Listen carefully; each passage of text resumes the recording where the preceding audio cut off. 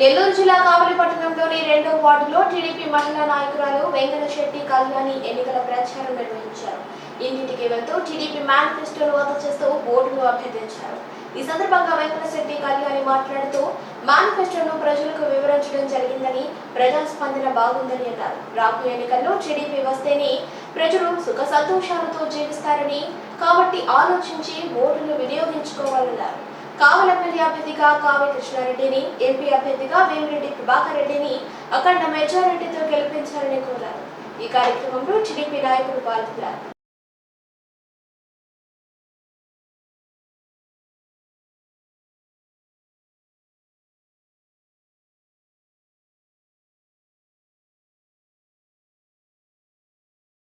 నెల్లూరు జిల్లా కావలిపట్టణంలోని 2వ వార్డులో టీడీపీ మహిళా నాయకురాలు వెంకటశెట్టి కళ్యాణి ఎన్నికల ప్రచారం నిర్వహించారు.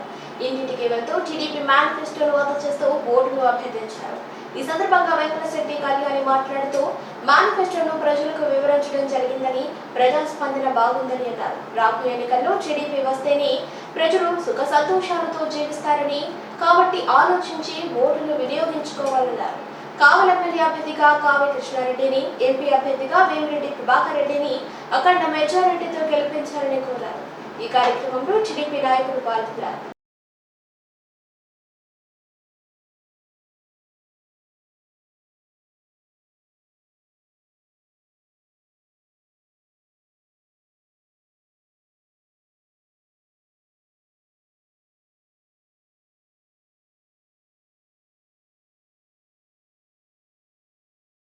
ఈరోజు 2వ వార్డులో డోర్ టు డోర్ వెళ్తున్నాము.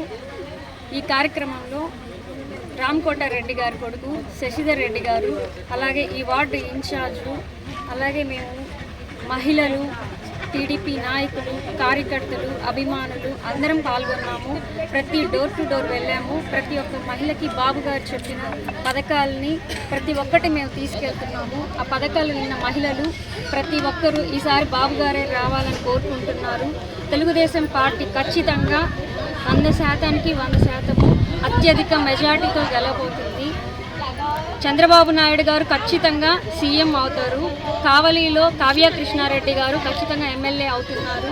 నెల్లూరు జిల్లా మా వేమిరెడ్డి ప్రభాకర్ రెడ్డి గారు అత్యధిక మెజార్టీతో గెలవబోతున్నారు. ప్రతి ఒక్కరూ మా కావ్య కృష్ణారెడ్డి గారిని, ఎంపీ వేమిరెడ్డి ప్రభాకర్ రెడ్డి గారి గురించి కానీ తెలియజేస్తే వీళ్ళు చాలా మంచి వ్యక్తులు, ఖచ్చితంగా మనకి ఉపయోగపడతారు, మేము ఖచ్చితంగా ఓట్లు వేసేది మేము వీళ్ళకేనని చెప్తున్నారు. ఆ స్పందన చూస్తే మాకు చాలా ఆనందంగా ఉంది.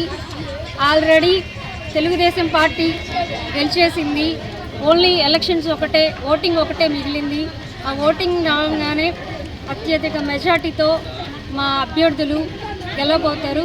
తర్వాత మేము అత్యధిక సంబరాలు చేసుకుంటామని మా మహిళ ద్వారా మేము తెలియజేస్తాం. ఈరోజు మా పార్టీ జాతీయ అధ్యక్షులు ఆయన ఆదేశాల మేరకు బీజేపీ, జనసేన, తెలుగుదేశం పార్టీ ఉమ్మడి అభ్యర్థులుగా ఎమ్మెల్యేగా కావ్య కృష్ణారెడ్డి గారు, అట్లాగే ఎంపీగా వేమిరెడ్డి ప్రభాకర్ రెడ్డి గారిని నిలబెట్టడం జరిగింది. అందులో భాగంగా వేమిరెడ్డి ప్రభాకర్ రెడ్డి ఆదేశాల మేరకు, కావ్య కృష్ణారెడ్డి ఆదేశాల మేరకు మా పెద్దాయన రామకోటారెడ్డి గారి పుత్రుడు శశిధర్ రెడ్డి అలాగే ఈ 2వ వార్డులో పర్యటనకు వచ్చారు.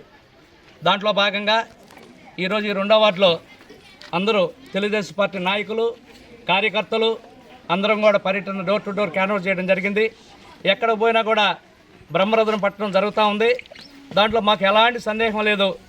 రేపు కావ్య కృష్ణారెడ్డి గారు గెలిచేశారు. అధికార తీర్పు ఒక్కటే మిగిలింది.